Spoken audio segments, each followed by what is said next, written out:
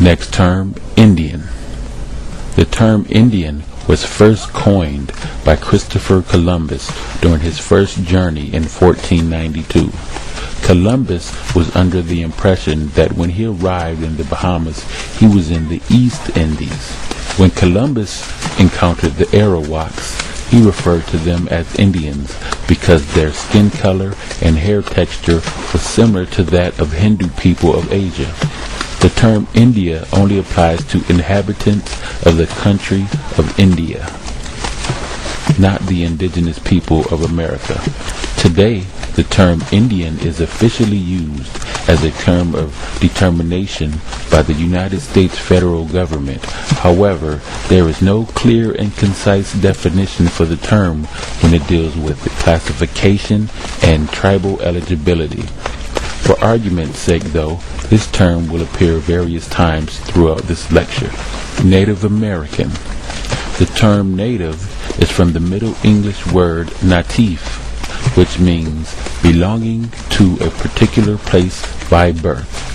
It is a misconception that the term Native American refers to the so-called American Indian.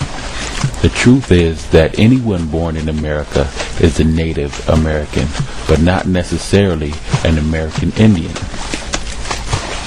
Indigenous. The term indigenous means native, coming from the Latin word indigena. The difference between indigenous and native is that native refers to residence, while indigenous refers directly to ethnicity.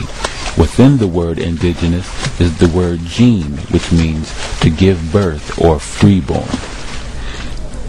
American citizen. The term American citizen refers to persons or an inhabitant of a city or town who is entitled to the rights and privileges of a free man.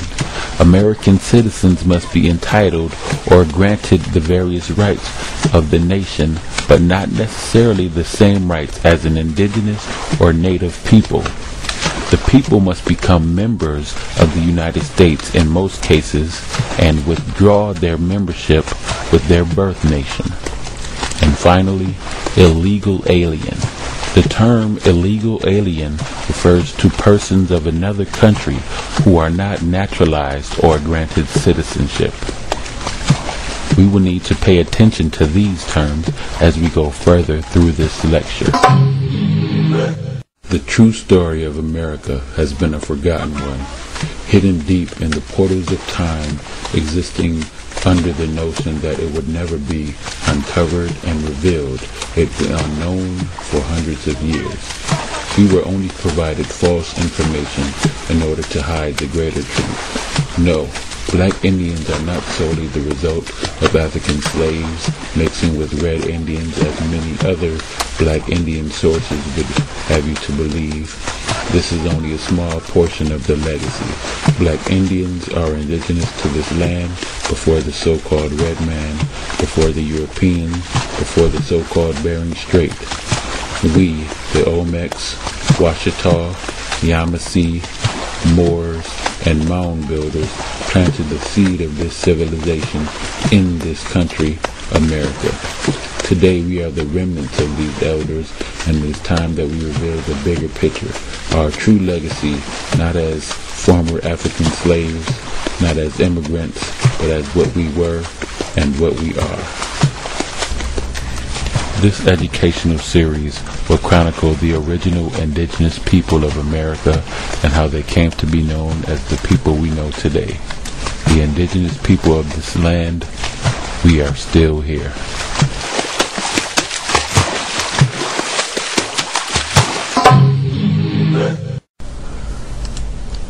Now, without further ado, we will delve directly into the indigenous peoples of this land. The indigenous. When the enormous monoliths were uncovered from Mexico, the sculptured images that were carved to form 24-ton heads from a single mass of basalt rock had been discovered. No one suspected this mysterious part of a civilization that only seemed to have vanished. At the cultural paradox of this civilization, Levanta, 18 miles from the Gulf of Mexico, 4 colossal heads were unearthed. The monoliths had been carbon dated. The results of the carbon-14 tests of the stone heads found in Mexico caused a startling uproar amongst archaeological circles. Various additional testing was performed. However, the earliest date that the carbon testing came up with regarding the stone images was the year 291 BC. As more diggings were performed in Middle America, larger heads were discovered. 24 tons was the average sum of the weight. The new discoveries were even more mysterious, for the colossal heads continued to turn up even earlier dates. 4 heads in all were excavated at the city of Levanta alone, with the largest head standing 9 feet tall. Ancient Middle American civilizations, or Mesoamerica antiquity, is divided into 3 epochs: Archaic, before Christ; Classic, during the first 1,000 years AD; and Post-Classic, from 1000 AD to Spanish conquest. The monolith of Levanta was dated and placed in the Archaic period, which proved the existence of a civilization in Mesoamerica thousands of years before organized monotheistic religions. Perhaps more staggering than the result of the carbon dating of these stone figures is the apparent construction and proportions of the monoliths. According to archaeological circles, the statues were constructed from one massive chunk of basalt block mined from stone quarries 80 miles away and transported to the center of Levanta with a sum weight of 20 to 40 tons each.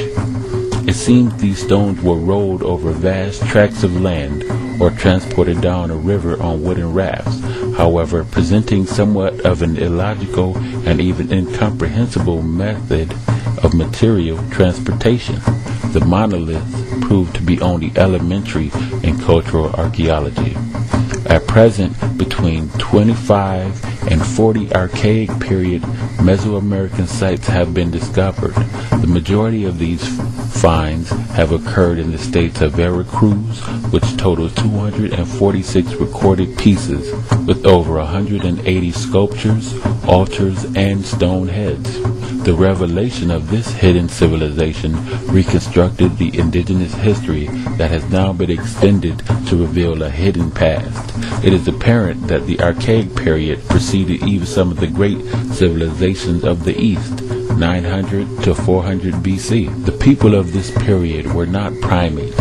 These archaic indigenous inhabitants belonged to a class of Homo sapiens, thus leading to the belief that the ancient America, despite the narrow-minded kaleidoscope view of cave dwellers and tree climbers, was a highly advanced civilization.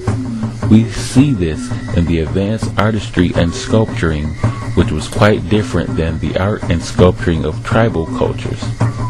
Mesoamerica archaeology proves enough data to suggest that these inhabitants were a high-status group with the presence of elite leaders, a military force, a political hierarchy, and a quite obviously, or at least sensible, penal system, as opposed to a primitive tribal culture's vigilante methods of punishment. Historians speculate on the actual racial identity of these inhabitants. Many hypotheses suggest that the archaic inhabitants were of Mayan linguistic stock. The contradiction to this hypothesis would be that the inhabitants spoke an ancestral form of mixed Zoqueen. Other historians speculate that the people who populated Mesoamerica were Mongoloid people who crossed over between Siberia and Alaska and were called Paleo-Siberian or ice hunters. Upon research in the etymology of the term Paleo-Siberian, we find paleo from the Greek word pale to mean ancient or primitive. Siberian has dual meanings. Sib from the Greek word sipa to mean kinship, family related by blood, and Aryan from the Sanskrit word Arya to mean noble. in reference to the Persian language. Arya also denotes a sub-tribe of people who migrated from Turkey into Palestine and were given the name Caucasian from the regions of the Caucasus Mountains. However, the stone images were not the depiction of Siberians or Mongoloids. The archaeologists are not in agreement with the identity of these inhabitants, or more correctly, have denied indisputable truth of their origin.